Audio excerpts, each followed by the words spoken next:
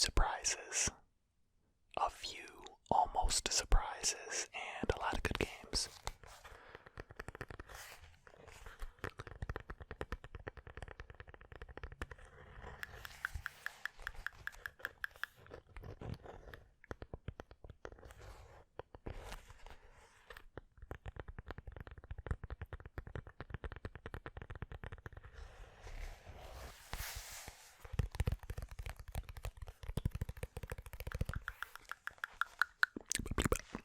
Alright, let's get into it here.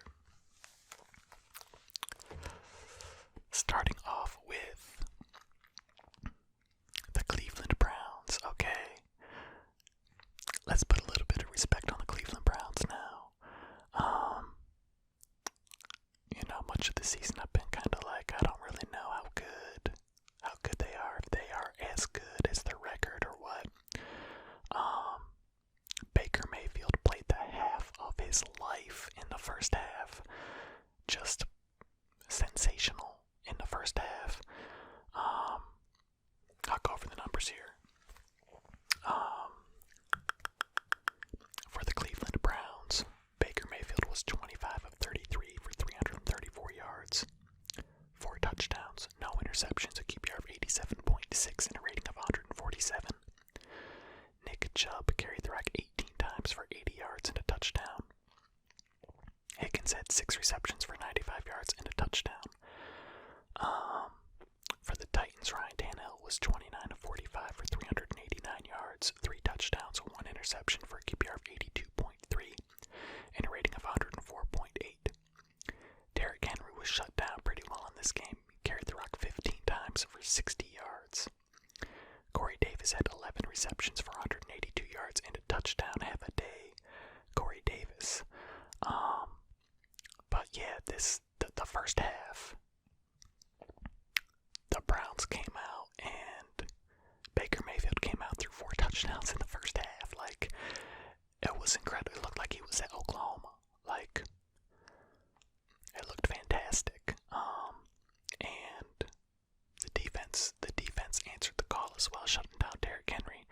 Ryan Tannehill's numbers. Ryan Tannehill had 389 yards and 3 touchdowns. So they did throw the ball on him a little bit there in the second half. It was 38-7 at halftime, and Cleveland then only scored a field goal in the second half, but they were able to hold on for the win. Baker did fumble the ball late, and allowed Tennessee to make the score look respectable, but they didn't blow it. So Cleveland improves to 9-3 and Tennessee to 8-4. We got to put a little bit of respect on Cleveland now. The remaining games are against Baltimore, the Giants, the Jets, and the Steelers. So you figure they're at least they've got 10 wins guaranteed. 10 wins guaranteed because they play the Jets in the second to last week. The Giants are playing a little bit better, so I don't think that one's quite guaranteed anymore. But they actually did just flex that game to primetime on Sunday night on December 20th. So that'll be a primetime game. Alright, so moving on here. The Miami Dolphins defeated the Cincinnati Bengals 19-7. For the Bengals, Allen was 11 of 19 for 153 yards, 1 touchdown, 1 interception for a QBR of 23.9 and a rating of 79.5. Giovanni Bernard carried the rock 12 times for 30 yards. Tyler Boyd had 1 reception for 72 yards and a touchdown. For the Miami Dolphins, Tua Tagovailoa was 26 of 39 for 296 yards, 1 touchdown, no interceptions for a QBR of 72.5 and a rating of 97.8. Myles Gaskin carried the rock 21 times for 90 yards, and Gesicki had 9 receptions for 88 yards and a touchdown. Miami improves to 8-4. Cincinnati falls to 2-9-1. The New Orleans Saints defeated the Atlanta Falcons 21-16. Okay, a little bit closer than I thought it would be. For the Saints, Taysom Hill was 27 of 37 for 232 yards, 2 touchdowns, no interceptions for a QBR of 59.1 and a rating of 107. Alvin Kamara carried the rock 15 times for 88 yards and a touchdown. Michael Thomas had 9 receptions for 105 yards. For the Atlanta Falcons, Matt Ryan was 19 of 39 for 273 yards, 1 touchdown, no interceptions for a QBR of 28.3 and a rating of 80.4. Smith carried the rock 8 times for 36 yards. Calvin Ridley had 5 receptions for 108 yards. Julio Jones had 6 receptions for 94 yards. The Falcons fall to 4-8, and the Saints improved to 10-2. The best record in the NFC. Drew Brees coming back. Drew Brees is going to be able to come back, I think, starting next week. Potentially starting next week. So I know he comes off of the injured reserve. We'll see what they want to do. If they want to rest him another week, or how he's looking. 11 fractured ribs he had, and a punctured lung, I believe. So Taysom Hill able to get it done, while he was out. So the level that their defense is playing at is championship level defense for sure. So if they get Drew Brees back in there fresh for the playoffs, I like the Saints to make a playoff run. Alright, the Detroit Lions defeated the Chicago Bears 34-30.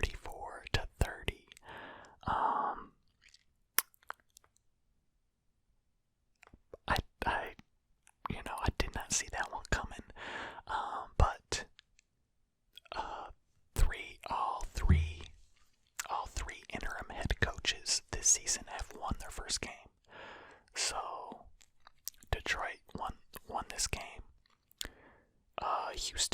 Houston won their first game, and then the Atlanta Falcons won their first game after they fired their coach. So I'm just waiting for the Jets. To fire their guy, and then maybe they can get a W. But 34-30, Detroit. Matt Stafford. Okay, this was another fourth quarter comeback for Matt Stafford. I don't know how many fourth quarter comebacks he has, but it's quite a few. And he was 27 of 42 for 402 yards, 3 touchdowns, 1 interception for a QBR of 85.5 and a rating of 109.4. Adrian Peterson carried the rock 16 times for 57 yards and 2 touchdowns. Marvin Jones Jr. had 8 receptions for 116 yards and a touchdown. For the Chicago Bears, Mitchell Trubisky was 26 of 34 for 267 yards, 1 touchdown, no interceptions for a QBR of 44.7 and a rating of 108.3. David Montgomery carried the rock 17 times for 72 yards and 2 touchdowns. Allen Robinson had 6 receptions for 75 yards. The Bears fall to 5-7. The Lions improve to 5-7. Alright, next up, we have the Minnesota Vikings defeated the Jacksonville Jaguars 27-24 in overtime. Did not expect this game to be that close, but the Vikings did end up getting the dub in the end. For Minnesota, Kirk Cousins was 28 of 43 for 305 yards, 3 touchdowns, 1 interception for a QBR of 25.6 and a rating of 99.5. Dalvin Cook carried the rock 32 times for 120 yards. Justin Jefferson had 9 receptions for 121 yards and a touchdown. Adam Thielen had 8 receptions for 75 yards and a touchdown. For the Jacksonville Jaguars, Glennon was 28 of 42 for 280 yards, 1 touchdown, 2 interceptions for a QBR of 38.8 and a rating of 73.5. Robinson carried the rock 18 times for 78 yards and a touchdown. Johnson had 4 receptions for 66 yards. Jacksonville falls to 1-11. Minnesota improves to 6-6. And if the playoffs were to start today, the Vikings would be in. The Las Vegas Raiders defeated the New York Jets 31-28 on a Hail Mary on the last last play with 5 seconds left. A 46-yard touchdown to Henry Ruggs. The Jets blitzed everybody. They did an all-out blitz and lost the game on the last play. For the Raiders, Derek Carr was 28 of 47 for 381 yards, 3 touchdowns, 1 interception for a QBR of 65 and a rating of 97.9. Booker carried the rock 16 times for 50 yards. Darren Waller had 13 receptions for 200 yards and 2 touchdowns. Have a day, Darren Waller. Henry Ruggs had 3 receptions for 84 yards and a touchdown, including the game winner. For the Jets, Sam Darnold was 14 of 23 for 186 yards, 2 touchdowns, 1 interception for a QBR of 32.8 and a rating of 97.4. Johnson carried the rock 22 times for 104 yards and a touchdown. Crowder had 5 receptions for 47 yards and 2 touchdowns. The Raiders improved to 7-5. The Jets fall to 0-12. Look, they fired their defensive coordinator after the game. Why stop there? Why stop there? Go ahead and fire Adam Gase now too. But yeah, I have never in my life seen in a Hail Mary situation a team call a zero blitz. Never in my life. And I gotta say that, the Jets fans are probably happy that they lost. Maybe, in that way, shoot, that's a tough way to go out, but, ultimately, Trevor Lawrence, if you want him, you gotta lose because the Jaguars lost as well, so they keep tanking games. You gotta stay 1 step ahead of them, right? Just a bananas ending. Did the Jets lose on purpose? Are they tanking on purpose? And I don't think that the players are. I don't think that the players are like trying to lose. But that doesn't mean that like the organization is not trying to tank. So I don't know. Do I think that Greg Williams was like, I'm gonna call an all-out blitz here and hopefully they burn us deep for the Hail Mary? Why else would you call it? Why else would you call it in that situation? You wouldn't. I can't think of another reason to call an all-out blitz at that point in the game. So, I don't know, but I don't know what's true, but I cannot think of another reason to call that play. Alright, the Indianapolis Colts defeated the Houston Texans 26-20.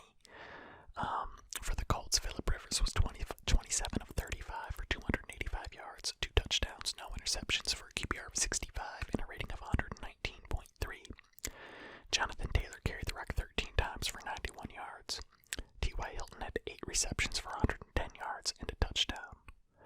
For Houston, Deshaun Watson was 26 of 38 for 341 yards, no touchdowns, 1 interception for a QBR of 44.2 and a rating of 85.5.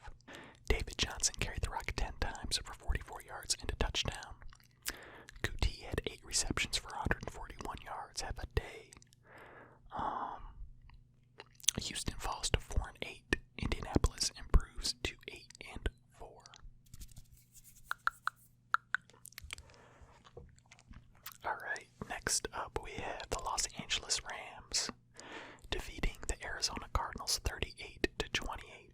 Arizona's kind of on a little bit of a skid here.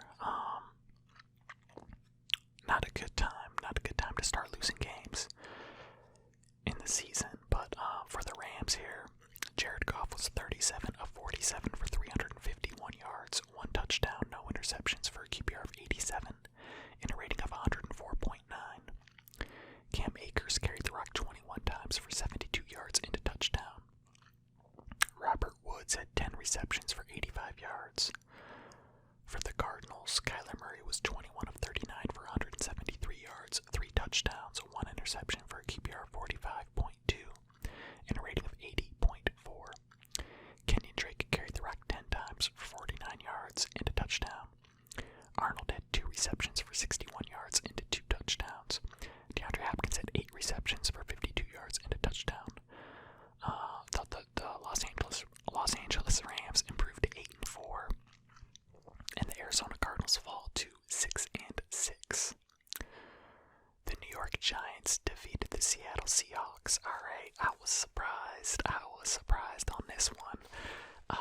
especially because the Giants got the backup quarterback Colt McCoy in there. But here we go. For the Giants, Colt McCoy was 13 of 22 for 105 yards, 1 touchdown, 1 interception for a QBR of 32.4 and a rating of 67.4. Wayne Gallman carried the rock 16 times for 135 yards. Evan Ingram had 4 receptions for 32 yards. For the Seattle Seahawks, Russell Wilson was 27 of 43 for 263 yards, 1 touchdown, 1 interception for a QBR of 31.9 and a rating of 78. Chris Carson carried the rock 13 times for 65 yards. DK Metcalf had 5 receptions for 80 yards. Shocked. I was shocked. I did not see this one coming, okay? The Giants improved to 5-7 and Seattle falls to 8-4 after earlier in the season Russell Wilson looking like he was going to run away with the MVP now. Maybe Aaron Rodgers might be the favorite. Seattle was up 5-0 at halftime. And then the Giants came out in the third quarter, put up 2 touchdowns and never looked back. Crazy. This is why you play the game, though, right? The Green Bay Packers defeated the Philadelphia Eagles 30-16. Carson Wentz getting benched in this game. Probably the big story. For the Eagles here, Jalen Hurts was 5 of 12 for 109 yards, 1 touchdown, 1 interception for a QBR of 34.3 and a rating of 67.7. After coming in to relieve Carson Wentz, Wentz was 6 of 15 for 79 yards, no touchdowns, no interceptions, QBR of 37.2 and a rating of 57.4. Miles Sanders carried the rock 10 times for 31 yards. Dallas Goedert had 5 receptions for 66 yards. For the Green Bay Packers, Aaron Rodgers was 25 of 34 for 295 yards, 3 touchdowns, no interceptions, a QBR of 72, and a rating of 128.9. Aaron Jones carried the rock 15 times for 130 yards and a touchdown, including a 77-yarder that was just ballin'. Devontae Adams had 10 receptions for 121 yards and 2 touchdowns. My man is a beast. Aaron Rodgers throwing. What milestone did he hit? Was it 400 touchdowns? The quickest to 400 touchdowns. Bananas. Green Bay looks good. Green Bay is built for a playoff run. I'm looking, if I'm guessing right now, championship games, NFC championship might be looking like a Green Bay versus New Orleans. AFC championship looking like the Chiefs. And yeah, I don't know, maybe Pittsburgh did not look good this week. I'll do playoff predictions later. Okay, moving on here. The New England Patriots blanked the Los Angeles Chargers 45-0. Did not see that coming, but for New England, Cam Newton was 12 of 19 for 69 yards, 1 touchdown, no interceptions for a QBR of 66.8 and a rating of 87.4. Harris carried the rock 16 times for 80 yards. Cam Newton carried the rock 14 times for 48 yards and 2 touchdowns. Olszewski had 1 reception for 38 yards and a touchdown. For the Los Angeles Chargers, Justin Herbert was 26 of 53 for 209 yards, no touchdowns, 2 interceptions for a QBR of 8.8 and a rating of 43.7. Bad game from Justin Herbert. Looking like a rookie in this game. Austin Eckler carried the rock 8 times for 36 yards. Keenan Allen had 5 receptions for 48 yards. New England improves to 6-6 and stays alive in the playoff hunt for now. The Chargers fall to 3-9. The Kansas City Chiefs defeated the Denver Broncos Sunday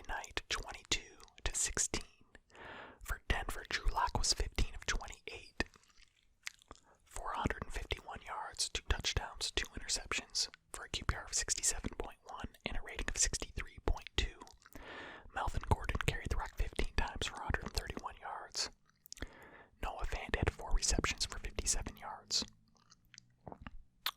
For the Kansas City Chiefs, Patrick Mahomes was 25 of 40 for 318 yards, 1 touchdown, no interceptions for a QBR of 81.8 and a rating of 95.6. Speaking of MVP frontrunners, it's got to be between Mahomes and Rodgers right now, I think, for me. Le'Veon Bell carried the rock 11 times for 40 yards. Clyde Edwards-Helaire did not play in this game due to he had like an illness, a stomach virus or something, that kept him out of practice all week. So they said that he was good to go for the game, but he didn't end up playing any snaps. For the Kansas City receiving, Travis Kelce had 8 receptions for 136 yards and a touchdown. Tyreek Hill had 6 receptions for 58 yards. He could have added another one there and a touchdown, but there was a bomb to Tyreek Hill, and the defender was there, and he kind of knocked it, and then it never hit the ground, and he ended up catching it, but he didn't know. He thought that it hit the ground, and everyone else thought that it hit the ground, so they didn't challenge it, and then they punted it, and then when they were looking at the replay, they were like, it actually never hit the ground. It would have been a touchdown. So Kansas City could add another touchdown there. Tyreek Hill could add a touchdown, but yeah, nobody saw that he actually caught that until it was too late. All right, we got 3 games left. The doubleheader on Monday night and last night's game. First up, the Washington football team defeated the Pittsburgh Steelers, handed them their first loss, 23-17. Washington improves to 5-7. Pittsburgh falls to 11-1. Did not see that one coming. Either. For the Washington football team, though, Alex Smith was 31 of 46 for 296 yards, 1 touchdown, no interceptions, for a QBR of 43.2 and a rating of 92.3. Peyton Barber carried the rock 14 times for 23 yards and a touchdown.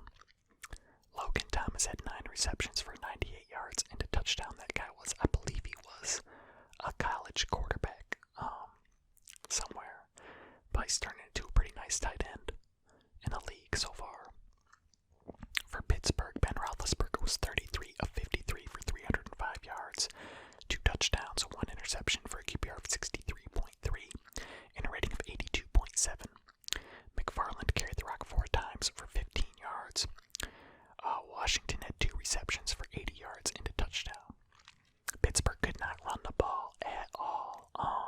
Washington's got that good front 4, and really the Washington defense looked pretty good. Pittsburgh only had 21 yards rushing as a team. 21 yards rushing as a team. That's not gonna win you too many games.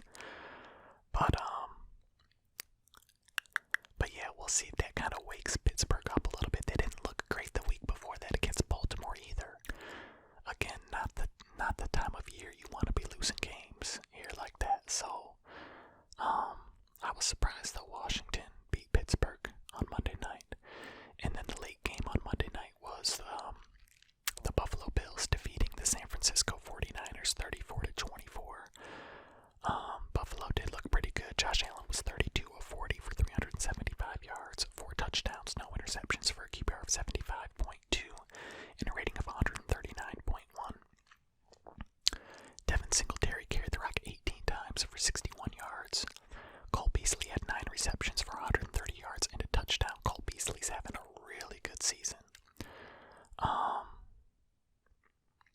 But yeah, everyone getting a touchdown in the receiving department there except for Stephon Diggs. But Stephon Diggs had 10 receptions for 92 yards as well. So Davis, McKenzie, and Knox were the other 3 receivers that had a receiving touchdown for the Bills. For the San Francisco 49ers, Nick Mullins was 26 of 39 for 316 yards, 3 touchdowns, 2 interceptions for a QBR of 70.4 and a rating of 95.7. Wilson carried the rock 7 times for 47 yards. Brandon Ayuk had 5 receptions for 95 yards and a touchdown. San Francisco falls to 5-7. Buffalo improves to 9-3. All right, last night the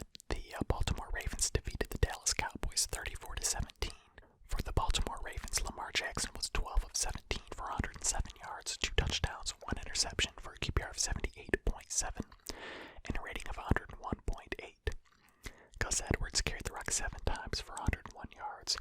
Lamar Jackson carried the rock 13 times for 94 yards and a touchdown. J.K. Dobbins carried the rock 11 times for 71 yards and a touchdown. Mark Ingram carried the rock 6 times for 28 yards. As a team, the Baltimore Ravens rushed the ball 37 times for 294 yards. The Cowboys cannot stop the run at all. Marquise Hollywood Brown had 5 receptions for 39 yards and a touchdown. For the Dallas Cowboys, Andy Dalton was 31 of 48 for 285 yards, 2 touchdowns, 1 interception for a QBR of 58.8 and a rating of 85.9.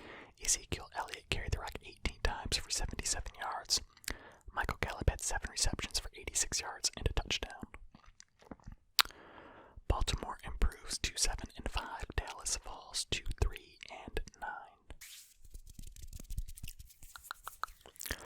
Alright, so with week 13 concluding, the playoff picture looks like this. In the NFC, the New Orleans Saints get to bye, and then it would be the 7th-seeded Vikings at the 2nd-seeded Green Bay Packers, the 6th-seeded Tampa Bay Buccaneers at the 3rd-seeded Los Angeles Rams, and then the 5th-seeded Seattle Seahawks at the 4th-seeded New York Giants. So, Saints, Packers, Rams, Giants, Seahawks, Bucks, and Vikings in the NFC. And then in the AFC, the Steelers will get to bye, and then it would be the 7th-seeded Colts at the 2nd-seeded Kansas City Chiefs, the 6th-seeded Dolphins at the 3rd-seeded Bills, the 5th-seeded Browns at the 4th-seeded Titans. So it will be the Steelers, the Chiefs, the Bills, the Titans, the Browns, the Dolphins, and the Colts in the AFC. If the season